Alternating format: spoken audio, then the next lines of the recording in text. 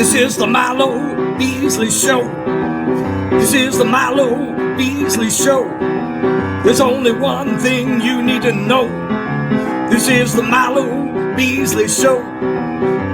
And now, here's your host, Milo Beasley. And welcome to the Milo Beasley Show. Episode number 331. That sounds... We'll call it 331. I'm excited for our next guest. Please help me welcome. She's a singer, an author, an actress, former beauty pageant winner. I mean, literally everything that you could want to be in your life, she's done it. So what else? What else is our guest going to do? Well, we're going to find out. Please help me welcome at this time, Darcy Donavan. How are you doing? Hi, Milo. Hi, everybody. How are you doing? Doing great. I'm good. Just been a busy week. Yeah, so I'm glad to have you on this week. Yeah, again, like, I mean, you've set out to do a lot of things, and you've done a lot. So I can't wait to talk about those things. But at what age? I mean, you've done a lot within the entertainment business. So at what age did you get involved in that? Either, whether it was acting, whether it was on stage, when did you or your family decide, hey, this is what we're doing? Well, actually, it was when I was a little kid. My dad, was going to be a professional baseball player, so he was like, in training and everything in Miami, Florida. And so when I was a little kid, he went, I guess they played in Honduras or someplace. Oh. I have to ask my dad, but they did a game there, and my dad came back and brought me this little poncho. And so he put it on me, and my mom had a wig. She put it on me, and she says I was doing all this. Like, I don't remember any of this, but they said that I was a big ham. She always called me a ham, and I was always performing or picking stuff up. So I think it's just in your blood if you're a performer or not, because I have a good amount of friends. They're like, I couldn't ever do what you do. I can't just sit in front of 100,000 people and just talk to them, so it's just something I think was in my blood. But I was in church, and I sang in the choir, and even at a really young age. I think I started in first grade. So I was in choir, and I was singing ever since. So it's like that kind of happened. Right. And then the acting came when I was 9, actually. So they had a thing. They had like this competition at school, and you paid so much money, and out of so many kids, they would pick you for this commercial. So my mom, basically took me to a class. They said I did really, really good. And then when I went in for the competition, I beat out hundreds of children, hundreds. It was crazy. But at that point, I was like, I don't know if I want to do this. Right. Because, the guy that played my older brother, like, I was 9 and he was 18, and he couldn't get his lines down. So at that point, I was saying his lines, and we had to do 32 takes. So I got really annoyed because we had a cat. So it was, as a 9-year-old commercial. So, kitty litter, and so we're, going back and forth. So to this day, I still even remember it. I still remember the dialogue. It's ridiculous. That's fantastic. So you're from Miami, right? Well, was born in Miami. I was there for 2 years. My parents unfortunately divorced, and then my mom moved back to Nashville. So my hometown, my stomping ground is Tennessee. I'm a Tennessee girl at heart. Tennessee. So, Tennessee, is that where you're at now? No, I'm right now in LA. I have a home in LA and a home in Tennessee. I don't get to see it as often, so my mom takes care of it. So I go back and forth. I'm sure the weather in LA is a little bit better than Tennessee right now. Oh, honey. Yeah. I'm like, my mom goes, don't call me because you're just trying to gloat. Because she's like, oh my God, it's 13 degrees and I had to take the dogs outside. And I'm like, oh, well, it was 72 degrees today. She's like, oh, just shut up, Darcy. Just be quiet. She's telling me to be quiet. I'm like, all right, Mom. Just saying, because I keep trying to get her to come up here, and my stepdad. Yes. And my stepdad keeps saying, hopefully he's watching. Dad, if you're watching, we're not going in the ocean. Okay. Quit thinking that. Quit putting that out there. He's like, California's going to go in the ocean. I'm like, no, it's not. I'm like, it's no different than national disasters anywhere, you know? Right. And then, I'm sure that volcano in Tonga last week, I'm sure that didn't help his fears at all. Right? Exactly. Well, and here's the weird thing is, you know, he started running his mouth, and I tell people, I'm like, don't make fun of people. Don't talk about people, because your karma will come back, you know? So he was like, well, it's going to go into the ocean. I'm like, no, it's not. And then then like the next week, all of downtown was literally flooded. People lost their homes. You remember that? Everybody talked about it on the news. They were flooded out. So I just told them, I said, you know, natural disasters can happen. I mean, anywhere, you know? Anywhere. So I'm just like, I don't know. I think I'll take a fire or an earthquake above drowning, or, you know, losing you know what I mean? I don't know. Have you experienced an earthquake out there? Yes. Like it's every actually day, not right? that Like bad. Yeah. I mean, we did have one. I was in my home office with my assistant, and it started going. I mean, I'm a type O personality. I'm a Scorpio too, so it's like I'm really good under certain conditions. Like my assistant, she's just kind of like a deer in a headlight. She's adorable, but she's just like, oh my God, you know, she just sits there, and I'm the one that goes, get this, get the dogs, get that, get the phone, let's get out of here. So I told her, I said, just listen to what I'm saying when you know, the shit hits the fan. And she's like, okay, I got it. I understand. So yeah, it happened. The whole house shook. It was, you know, but you know, you have to stay calm. That was probably the worst one recently. I mean, because I've been here, I've experienced probably 1, 2, other than that one, probably about 3 or 4. And they're not that bad. When did you decide to move to LA? And do you think that you have to live in LA to do the entertainment field?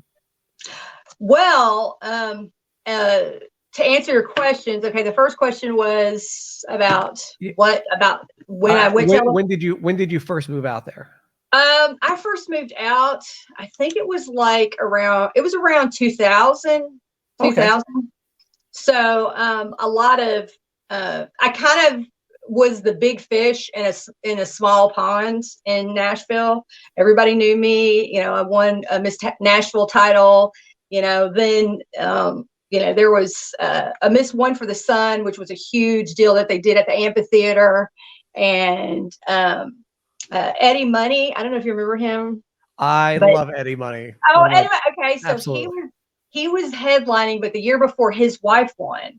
She was, yeah, this was a long time ago. It's like, you know, and so, then she crowned me as Miss One for the Sun. It was a big deal. You know, they ask you questions, and, you know, you're obviously, you know, like looking like Miss Hawaiian Tropic, you know, so, but I was really young. It was great. I ended up winning it. And then from there, it's like I was doing commercials in Nashville. I was doing, you know, opening up for big country artists. I was doing all this stuff. And the next thing I knew, I was like, it's kind of like all I could do. I got into a movie when I was younger, and then I was doing, like I said, commercials. And then there was a movie that came into town, and I don't know, it just kind of happened. And the guy that I was dating at the time, we were very serious in our relationship. So he had a friend that moved to California, and it was like they were like brothers. So he invited us up, and we went, and we just fell in love with it. And California will do that to you. It's LA will pull you in, you know, and then you're there, and then you're like, oh my God, I'm working just to live because it's so expensive here. I tell people, I'm like, you know, so expensive. So that's kind of how that happened. I just, you know, I ended up immediately getting on a soap opera up here. And, you know, I was really pursuing music, and I felt like that was all I can do in Nashville. And I was like, you know, at that point, then the film industry just came. It was crazy. It just came. It was like, it was crazy because I went to LA, and I just kept getting, you know, audition or getting on this show and that show.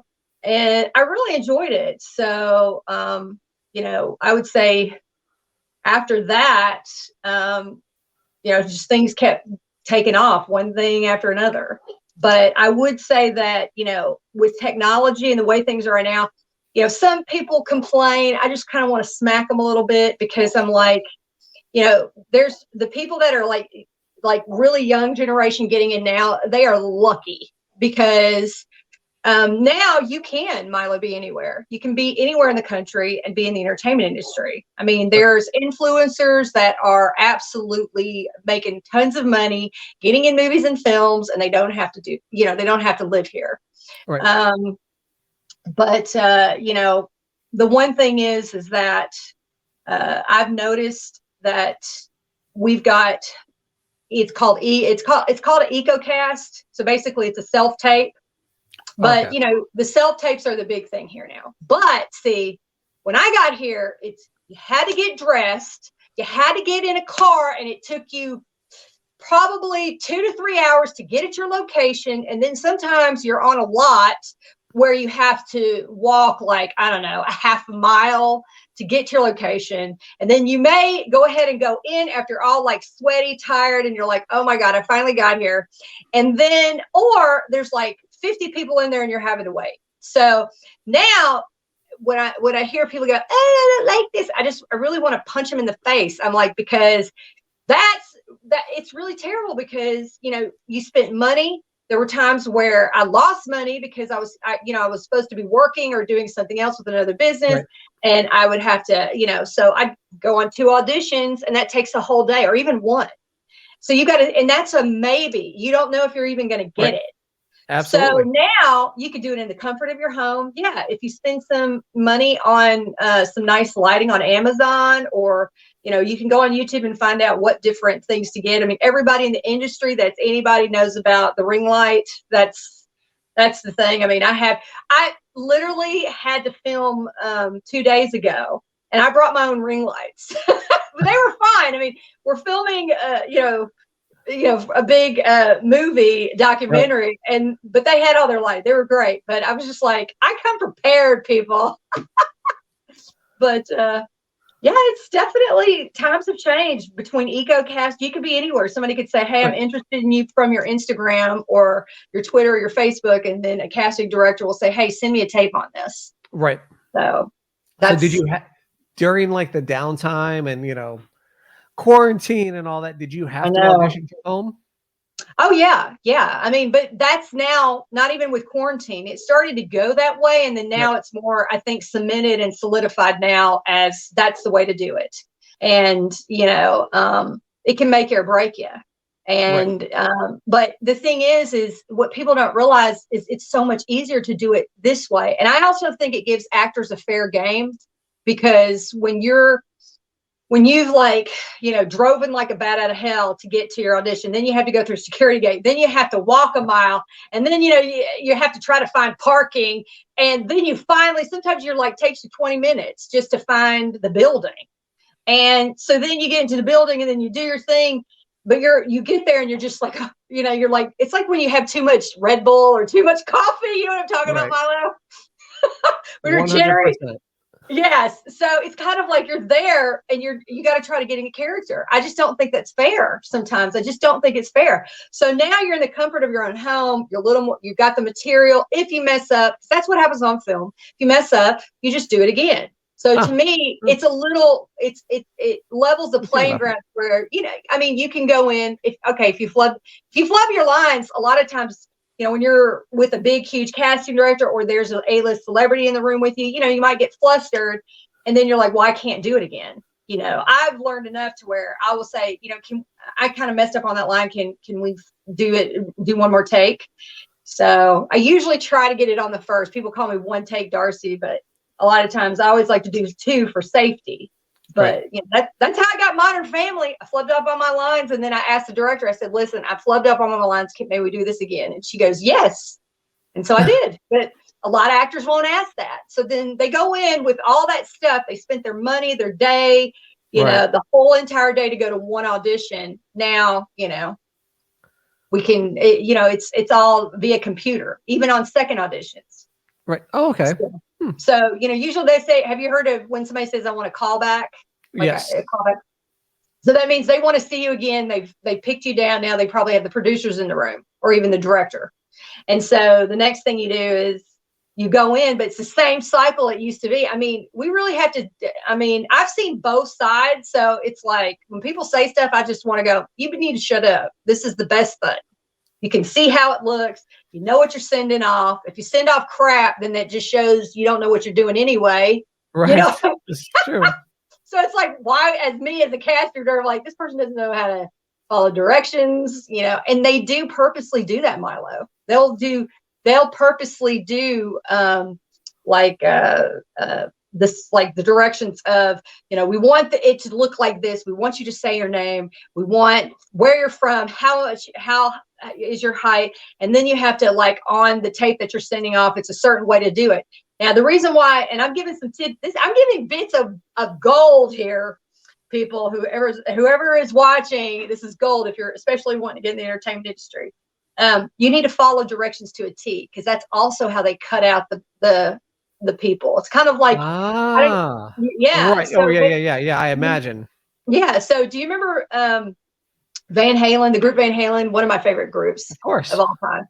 So what they would do, there was, certain media just wanted to, they didn't know the whole thing, so they would make stuff up, but they would specifically ask for green M&Ms. Did you ever hear that story? Yeah, I've heard, yes. Yes. So the reason why they did that was because then if they knew that the people that they hired, that were taking care of everything, the promoters, if they were on their game, they would read it and they would do it. It wasn't, it had nothing to do with them liking M&Ms. And so it's just, I tell people in business, you've got to sit here, cross your T's, dot your I's, and you have to have a plan. And I have a backup to a backup. And I tell all my girlfriends too. I'm like, if you're dating somebody, you're married, have a backup to that backup in case you broke up. And that's what you got to do with acting. It's just, I feel people do better when they have other businesses and then they go in for the roles, because then they're just kind of, they're more sure of themselves, and they're like, they go in there and, nail that role. So confidence is everything. So. And speaking of acting, a movie that's now out on Amazon Prime, Secret Agent Dingledorf, and his trusty dog Splat. How much fun was it to film this? Oh, you had no idea. It's just like, you sit there and you go, I'm getting paid to do this. It's an adaptation. The movie was an adaptation from a very, very popular kids book. Right. So it was a comedy family, movie. It's kind of like in the vein of Sky Kids. Yes. You ever seen that? So I play Anna, and I'm the love interest of 001, played by Paul Johansson, and he's a really good friend of mine. But Paul was in like Mad Men, One Tree Hill, Van Helsing. I mean, the list goes on and on. Paul's been in everything. But, I just absolutely adore him. I mean, he's like my brother from another mother. I mean, but we kid each other, I have 3 brothers, so it's like, you get that jabbing thing. I don't get my feelings hurt, like some girls do, because I grew up around boys, and that's all they do is it's just constantly, kind of, what is it, jab you, you know what I mean? Just kind of always playing funny stuff and being stupid too. I'm like, y'all are stupid, but they just love to mess with me. It's just my middle brother. I love him to death because he leaves me alone. It's mainly the oldest. He's the little one that I just want to punch sometimes. But for everybody watching, if you want to have a good laugh, I mean, it's a good, wholesome movie. It's a movie that you can have, everybody watch on Christmas, on Thanksgiving. If you want to have the whole family for Valentine's Day's coming up, so it's on Amazon Prime. You can find it on there, and after you watch it, if you can give it 5 stars, that would mean the world to me. And I read all the comments. So now, do you watch the movies and TV shows that you're in? I have to, but it's very hard. I am so like, people don't realize, sometimes I think people think, when there's this list of, oh, she's an author, she's an celebrity influencer, oh, she's a social media thing, oh, she's the crypto queen, oh, she's in movie. it's not that. I have a problem. It's just my family was always very critical. I mean, it wasn't like I got a pat on my back. So everything I do, I think, like, my goal is to, with the metaverse, to make at least a couple billion. That's my goal. So I keep telling people that because I'm putting that into the universe. But the metaverse is, definitely something that's huge and, forever changing. But I just love this film, and it's hard for me to, like you said, you asked me if I like to watch myself, but I don't. Just like, just like with all these other things that I do, I'm like, oh, you did one book, okay, now I got to do another one. And my business manager, he's like, my God, you're harder than yourself than anybody. I was like, yeah, I probably, I'm like, no, that's not good. It's just, I don't know. I don't, when somebody tells me, oh my God, I love your photos, you're so pretty, you're so beautiful, I'm like, okay, thanks. But I just remember, me as a kid, 9 years old, liking a boy, and he didn't like me because I, was so skinny and I had buck teeth. I hated it. My mom's like, you didn't have buck teeth, but I did. I look like Bugs Bunny's cousin. It was terrible. I mean, it was terrible. I mean, and then, I was so self-conscious. I hardly smiled when I was a kid. So, I had braces and I had rubber bands. I had the whole 9 yards. So when I got those suckers off, I was like, yes.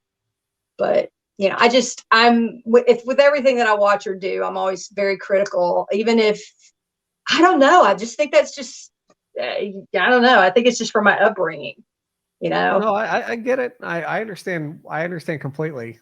Do you have any family? Do you have sisters or brothers Yes. that you grew up with?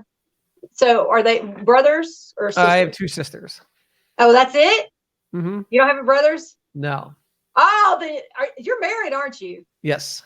Yeah, I knew it, because anybody that has 2 sisters, they know about the hormones. They know about the boys and what the boys do and what you shouldn't do. Am I not right, Milo? Yep. They're probably taught you a thing or two.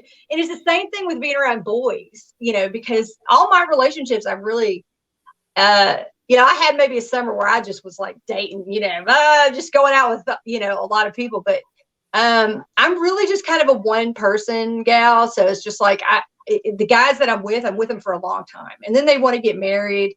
They're like, we'll get married. And then after, like, I don't know, 6 years, I'm like a dude. I'm like, I don't know.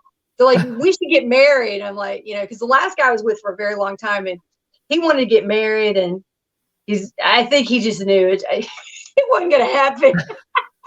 And normally I see these girls and they're like, oh, I want to get married. I'm like, why? Career first. I always say, God, career, family, but I love my family, but they get on my nerves. So I have to have my career to, send them money and nice things so they shut up. You probably call me on one of my rare days. I'm just very, very open today. They're going to watch this and be like, wait a minute. Oh, I know. But then if they don't shut up, then you'll just send them more things. Yeah. I mean, my thing is that I want to help other people with my success. I mean, I've got big things. There's just so much you can do. And, my brothers, they oh God, they give me crap, but okay. For everybody watching, I was sitting here and I was telling my baby brother, I was like, hey, Jake, I said, are you guys, I said, have the kids, because he's got 2 kids. And I said, you guys are going to watch the show, right? It was near Christmas. He goes, yeah, sis, yeah. So he goes, we're going to watch it right after, we're going to watch this show that they're watching. I said, okay. So I call him the next day and I said, oh, what'd you think? And he said, oh, we didn't watch it. I'm sorry. We got into Ghostbusters. They wanted to watch Ghostbusters. And I'm like, I'm going to just choke you, man. I'm going to choke you. And so I was like, even my brother did not watch my show, but one of my good friends from school that I went with, he watched it, and he said his kids, didn't he goes, when you come back to Nashville, he says, you got to come by my house and sign some autographs, because my boys don't believe I know you, and we went to school together. I said, okay, Lance, I'll do that. I will do that. That's fantastic. So, Now you mentioned, being the crypto queen, and right now, little volatility. What are your thoughts on this recent crypto crash? oh gosh. Well, it's with anything. It goes up and down. It's like the Right. entertainment business. You have music sales that go up. You have movie stuff that goes up and down. Right. You never know. There's people that thought, oh, this movie is going to be the hugest hit, and then it's not. And some little flimsy movie that nobody thought would even come about, breaks box office hit. Hit. So, I was just kind of like, wow, but I've seen it before. So, just you got to have a thick skin to be in this business. I mean, that's why I tell people, it's good that my family is very critical. I had a German grandmother who was just she was just critical. But I love her to death because she was like a feisty badger when it comes to anybody messing with her kids or her grandkids. So I think that's where I got it, is from my grandmother. But like, my grandfather was a 10. He was really cool and everything.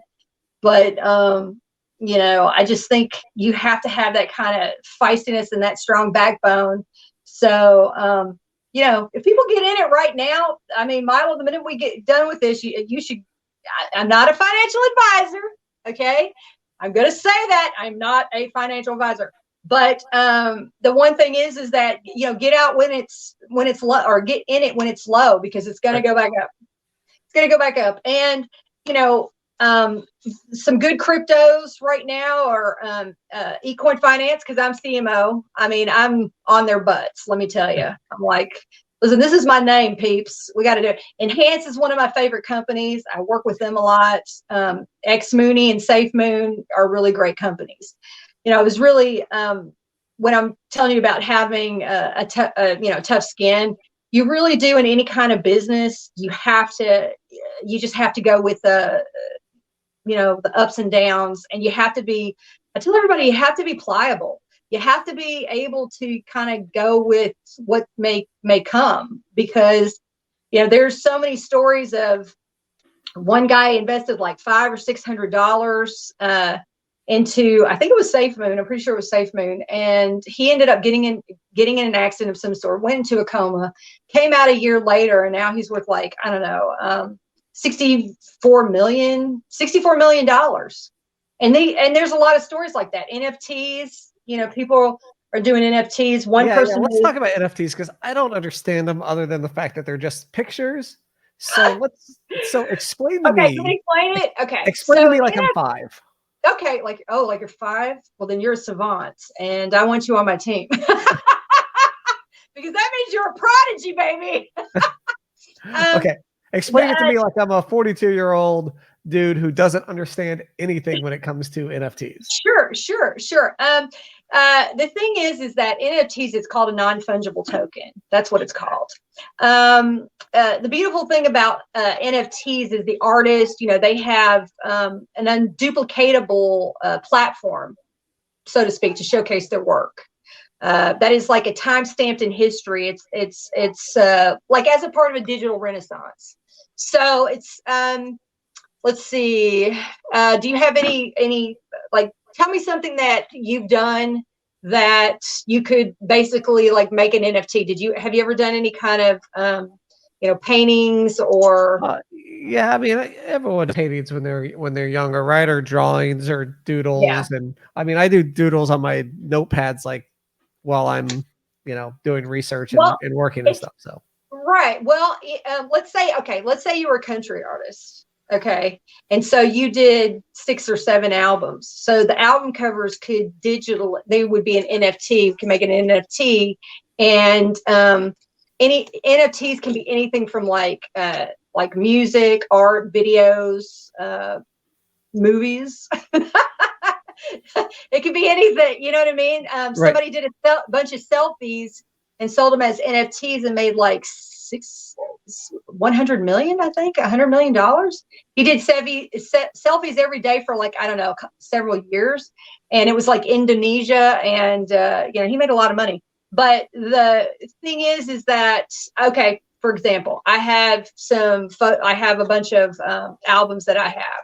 So tangibly, yes, you would see these album covers, but nobody owns, like I own them. They're trademarked to me, but digitally, somebody could come in and say, okay, I'll pay, you sell it what's called OpenSea. It's kind of, let's say it's like an eBay. Okay. Okay.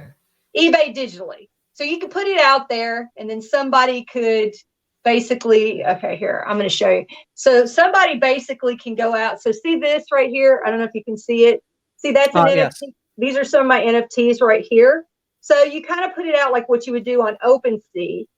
And then somebody could, they could pay in crypto, but then they could buy it, for Right. whatever amount. So it's kind of the community, will go, this is important. Like this one that I have, it's kind of like a Lagatha that I got.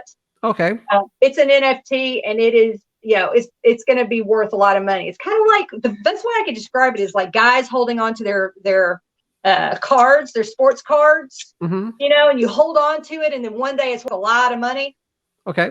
Kind of like that in crypto. You digitally own it. It's yours. And the great thing is too, you can make, which is astounding, is you can also make a residual income off it. So somebody could buy my one of a kind. It's a one of a kind, they own that, basically my album cover. So, that's the one thing is that, you can do giveaway and perks. There can be a tangible token that's with that, like with CryptoLex.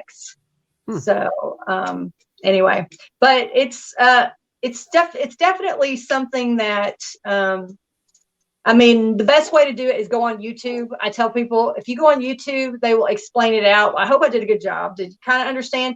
It's Kind of. It's basically, if you have something that's one of a kind that you made or that, even that you own, and then you make an NFT out of it, which is like a digital imprint of it. And then somebody owns that. That means, they own it and anybody else can buy into it, and then you'd make a residual income if you owned it. Let's say you bought my album. Mm-hmm. So, you bought it for, let's say, $340,000, and then somebody else wants to buy in, or wants to be part of it or get into it. That's how you make your residual incomes. Does that make sense? So, or you can sell it on CryptoLex. You can, Okay. CryptoLex is like a 3D virtual Rolex watch that you can, wear in merchandise. It's one of these companies that I'm working with, but they have a tangible watch. And then they have a watch that's digital.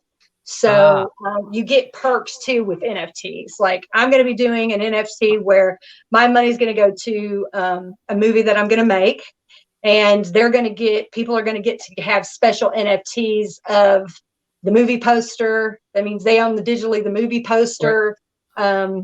And then probably some of my other stuff that I can't say because it's still in development. Right. No, I get it. So then what's the difference? Mm-hmm. Again, I'm dumb. What's the difference in somebody owning that? You're not dumb. You're awesome and wonderful. I'm going to make you say it. What's the difference in between somebody owning that NFT of that and then somebody just taking the image offline and being like, I can see I have the same image. What's the difference? Well, because I see that on Twitter when the folks with the apes, the bored apes, yes, they'll be like, I own this now, and then somebody will screenshot it and say, well, I now own it. Well, but see, there's no proof of the ownership. You will have proof of being the owner. You own the NFT at that point, and there's a blockchain that has your proof of ownership, your digital receipt, so to speak. So it's like out there in the public, everybody can see that, and they can see that Milo owns this. Does that make you understand? Yeah, that makes a little bit more sense. Yeah, it's just like, my name. My name's trademarked and everything that I have. So if anybody wants to try to use it, they're not going to make any money off it. All right. So, everything's timestamped across millions of computers. So everybody knows that you own it. So, somebody could get in some trouble. They could get in some bad, and they'd have to pay you. So see, that's pretty enticing, isn't it? That's why these NFTs, I mean, Eminem, he did a Bored Ape. He bought it for $450,000. A Bored Ape. Yeah. But with that ape being in that community, owning that, there's so many that they gave out. I don't know how many they gave out. I think it was like around 15,000. No, 15, was it 1,500? No, it was like 10,000. It was 10,000 Bored Apes that they gave out. And so, people were just buying them up because of all the things that you got with it. Because you had like Timberland's a part of that. You have some huge celebrities that are part of that. So it's like a limited edition of something, an NFT is. So it's a limited edition. They got these, but they get like special perks with it, tangible things. So you get digital stuff and tangible stuff. Does that make sense? Because like I'm going to have it to where people will be able to, like, if you owned one of my tokens, or you owned one of my, you had a limited edition NFT of mine, right, like my album cover, then that means you could also, you're part of an exclusive group. You'd be able to maybe get free tickets to the concerts, get a VIP seat, get free merch. Kickstarter, maybe like Kickstarter. Yeah, it's kind of like that, kind of, but you own it. So, then you get perks with it. Yeah. With Kickstarter though, it's a bunch of people. Right. You don't own that. You don't own. Right. But I'm talking about the perks that come, I'm just thinking of the perks. The Bored Apes or the Bored Apes are, it's like you get concert tickets. I think they have like, you can go in some sort of, VIP area, where nobody else can go. And then plus, I don't know if you've heard of the metaverse. You can also, be able to go to specific like events that go, with the metaverse to go in there. So it's like you get all these perks that normally you wouldn't have. Just, hey, you own the Mona Lisa. You own the Mona Lisa. Right. That's it. You own it. You made a lot of money, but it's in a museum now. So, oh well. So if you had that Mona Lisa digitally, you'd be a part of an exclusive group. You'd have, all these perks because you have it, and you can turn around. If you bought it for $100,000, you could sell it for $1 million. Right. If you decide to. And if somebody else wants to own a part of it, they can. And then they'll make money. And then the original owner who made the Mona Lisa will get like a residual and stuff. So it's a win-win for everybody. This is the way of the future. I'm telling you, we're pioneering. If my prediction is correct, I really think that we're not going to have fiat currency anymore. It's just going to be straight up cryptocurrency moving forward. And, the cool thing is, Milo, hopefully I'll see you in the metaverse. I'm in the process of making my own little metaverse. Yeah, I can't wait. I've been talking to, the owners, and we're getting that done. So, and I just did a movie, and they're talking to Netflix or Amazon for it to be on, but it's called Not a JPEG. And it's all like leaders in the crypto community. That's awesome. Yeah. So, I was really excited. One of from Good Charlotte, he's into crypto, and he's on there, or they got an interview with him, and a lot of producers, and there's a lot of other celebrities that are going to be a part of it. So I was like excited because the community calling me the crypto queen. They put hashtag crypto queen with my face right there. So I'm like, okay, so the community did it. I didn't do it. I'm not one to name myself. It's like, hey, take it. Yeah, but I was like, that's casual. I always wanted something. I've worked my butt off, and I was like, I wish somebody would name me something. You know how, because they name what's her Beyonce. She's the queen bee, and then I don't know what Britney is. I have no idea. What do they call Britney? Does anybody in here know? Well, she was the princess of pop, right? Yeah, so she's like the pop princess, and so I guess I'm the crypto queen, which I'll take that. I'll take crypto queen, but. I don't know. If you didn't know what it was, it might be kind of weird, like Tales of the Crypt. They might think you're like, all skeleton looking. This is true. I don't know. So I don't know if that's, crypto queen. And am I anorexic? Am I not eating? What is going on? You just don't know.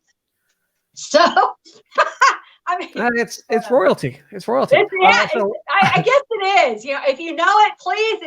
It's into business. Crypto means money, so it's not like I'm a cryptic old lady. No, I think in 2022, I think people understand. I hope people understand crypto. I do too, but you know, when I talk to my dad or my mom about it, it's like deers in a headlight. You know, it's like, you know, it's like when you see Daffy Duck or you see one of those, and they got the eyes and they're just going like this. You know, I was trying to tell my mom some stuff. I was so excited. I was like, Mom, I did this, and we're talking about the NFTs, and then the other, you know, the metaverse and what the Web3, and she's just like, oh, I got the dogs. A cute little raincoat. Did you see it? I texted it to you. And I'm like, okay. I was being in the corner, myself. I was like, thanks, Mom. You know, she's just like, I don't get it. She just ignores me. It's kind of comical. I'm writing stuff down that my mom and my sister do. It's definitely gonna be like Friends and Seinfeld. So I'm in the process of doing that. But I will say the company that has, you know, the two companies that I really love, I mean, ecoin is my baby because I am the chief marketing officer of it. But Enhance, I just love their, you know, the founders are amazing and they're really working hard to make a lot of things happen. So, you know, but my baby is ecoin. I got to tell you, they got a lot of stuff. They're 50,000 holders and going up. So people better jump on now. Jump on now. I'm not a financial advisor. We're neither repeat. Yes, we'll put a little banner across the bottom. One thing I want to do now is called the Milo Beasley Show Frequently Asked Questions, and I'm going to ask you the same 5 questions that I ask every single guest here on the Milo Beasley Show. So are you ready? There's no wrong answers. It's all. Sure. Am I going to have to am I going to have to do something funny to win? You know? No. It's answers that you should know. The first one. Okay. What was the first concert you ever attended? Oh God. The first concert I ever attended.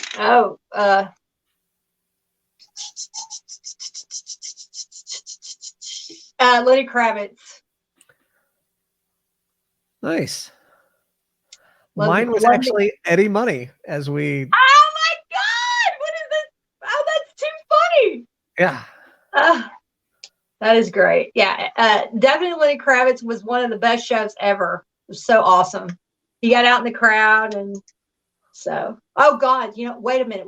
It might be Aerosmith. That might be the first one. Oh. Okay. Do I change my answer? Hold on. I'm trying to think. Okay, we'll just go with Lenny Kravitz. We'll go with Lenny Kravitz. Question number 2. Do you believe in ghosts? Oh, hell yes. Definitely. Oh, have you had experiences? Are you kidding? All the time. It's ridiculous. More experiences in LA or more experiences in anywhere, everywhere. It just depends on the place. So yeah, I've seen stuff. They follow me around. It's ridiculous. It's like people that are close to me, they see stuff and they're like, I don't know what to think. You know, you're some alien person. And I'm just like, I don't know what it is. I think it's just because I have a light, you know. But I haven't seen anything move in your background yet. So yeah, that's good. Just wait for it. You know, you never know. Uh-oh, I just saw this teeth move. No, I'm kidding. Stupid. Okay. Question number 3. In a movie about your life, who would play your parents? My parents. Oh, I got that. Okay.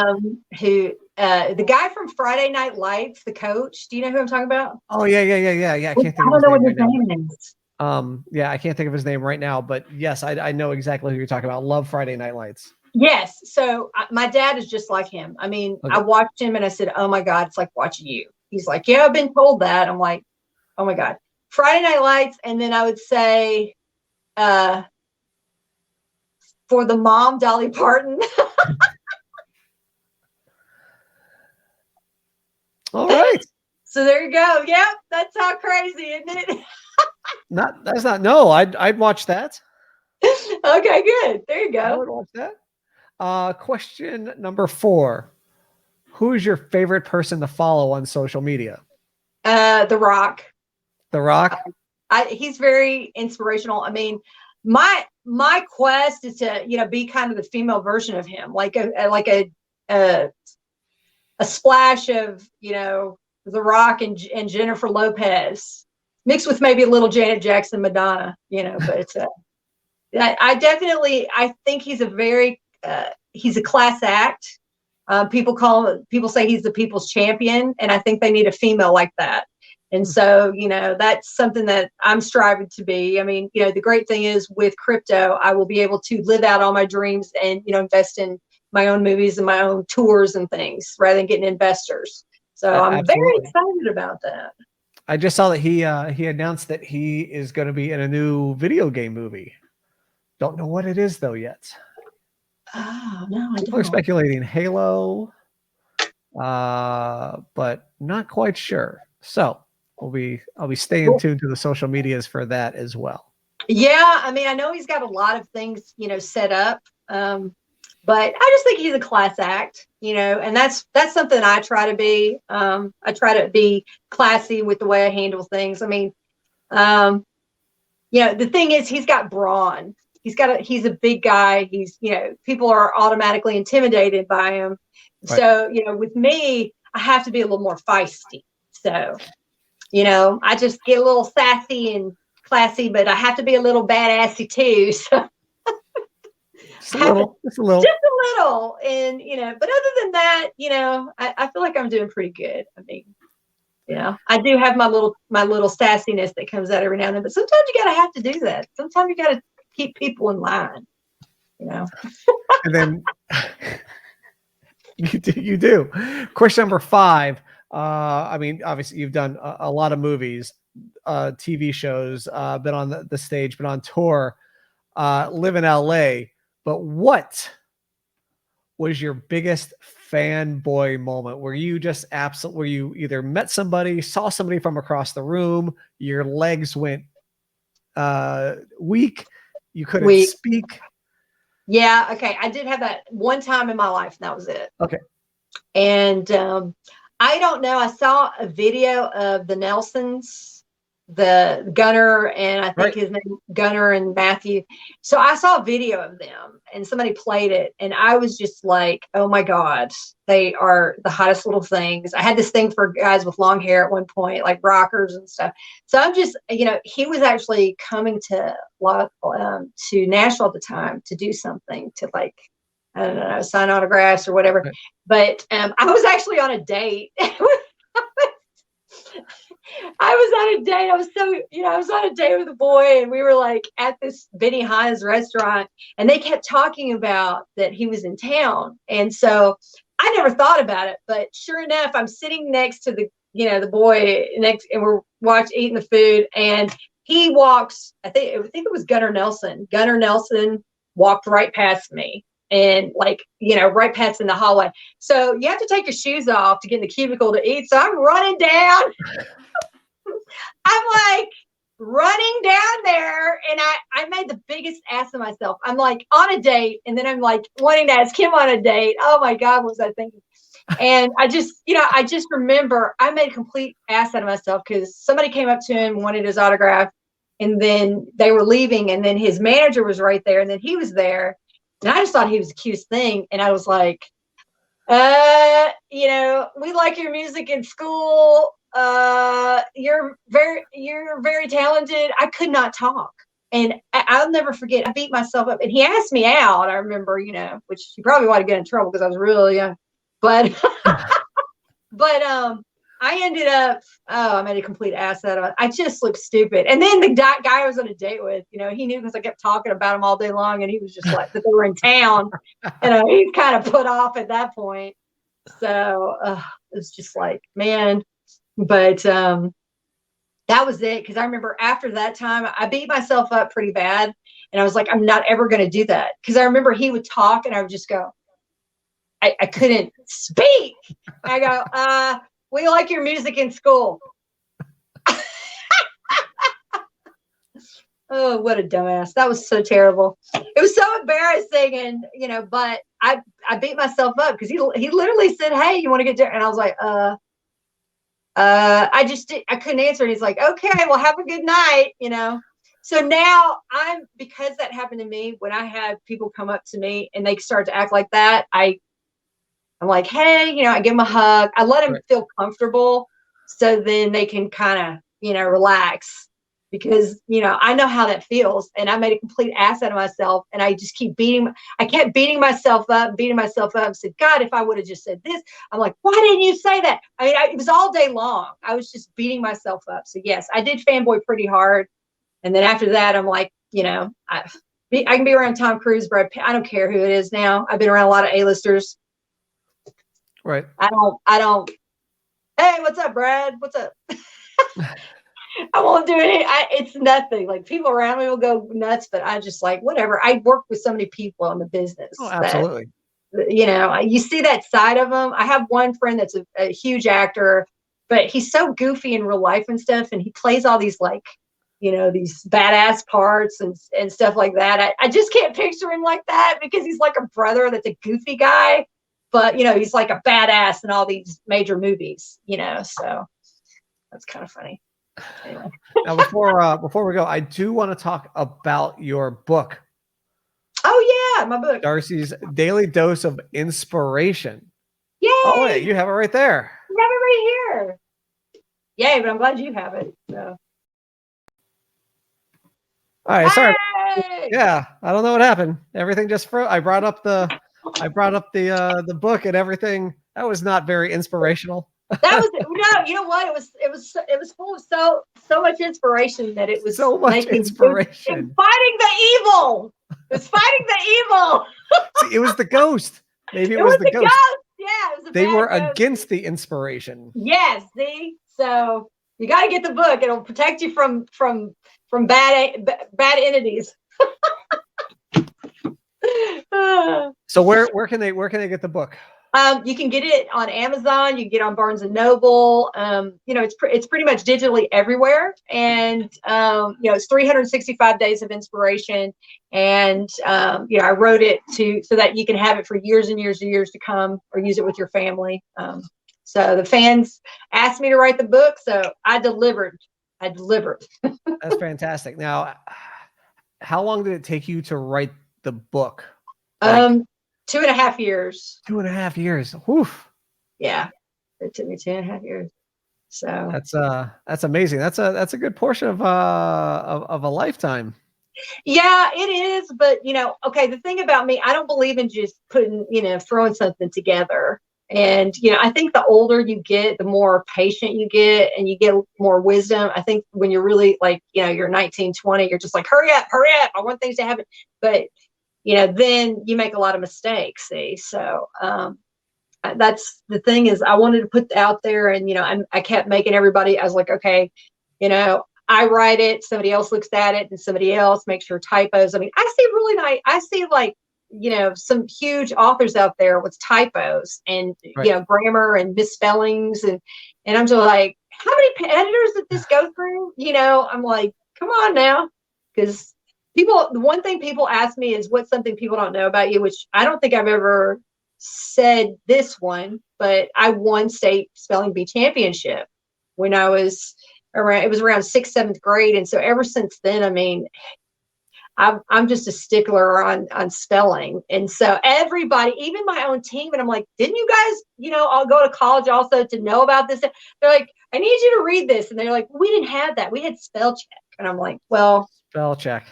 I'm thinking, okay, yeah. I'm like, I had to learn, you guys need to learn. So, that's the one thing. I mean, usually I would be the one last to find in the contracts the errors, of certain things. So everybody always, I make it go through me, no matter where I'm at in the world, what I'm doing. There's times where I'm looking at emails at 1, 2 in the morning because I'm on set. So it's a full-time thing. I'm like the 7-Eleven, Milo. I'm like on 24/7. When do you sleep? I don't really sleep that much. It sucks. I don't really sleep very well. So nope. I'm like, you may find me on set sleeping in the corner. I'll take a nap. So if folks want to reach out to you, they want to find you on the social medias, where can they find you? Listen, I'm everywhere, but the one thing I want to tell everybody is make sure that you see that there's a blue check mark. That's the verification. That's actually me, because unfortunately there's a lot of people that, try to do imposters and things like that. But on Instagram and Twitter, it's at Darcy Donavan. And then on Facebook and on my YouTube, it is at official Darcy Donavan. Right. And then you have a link on your Twitter and Insta that will take you to everything that you have. Yeah. And I try to tell people, to be a part of everything, because on different channels, like I do different things. So, there's certain things that I do in Twitter that I don't do on Instagram, and vice versa, Facebook. So. Well, thank you very much for chatting with me tonight. I learned about crypto and NFTs. I'm not 100%, but I think I'm like 97%. 7%. Well, then that makes me happy, Milo. So yeah, that makes me very happy. But I really appreciate you. You were such a pleasure to interview with. You're awesome, and I just want to say thank you to all of the viewers and everything for coming in today. And Milo's absolutely amazing. He is a sweetheart. He's talented. He's wonderful. We just all love him. So. Well, thank you all for watching as well. Don't forget, you can watch Secret Agent Dingo Dorf and his trusty dog Splat on Amazon Prime right now. So like when you get done watching this, you can go to Amazon Prime. You're on the internet already. Might as well do it. Yes, please. Or I'll get the ghost on you. Oh, we'll get the ghost on you. Again, thank you, Darcy, so much. And for those of you watching, hit that subscribe button. But more importantly, tell your friends. Thank you all for watching, and we'll see you guys next week.